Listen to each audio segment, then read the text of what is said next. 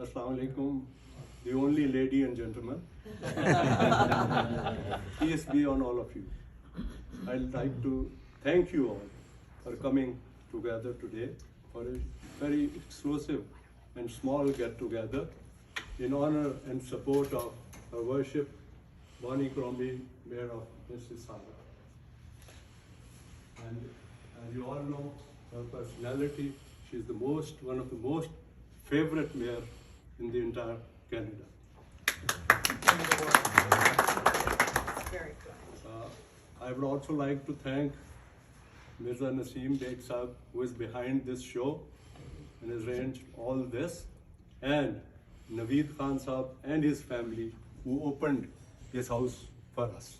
Always. And he has been always kind and always used to open his house. I'm also very, very grateful and thankful to Mayor Crombie for taking out time on a short notice and to be among his friends and some members of the Ahmedia Muslim community.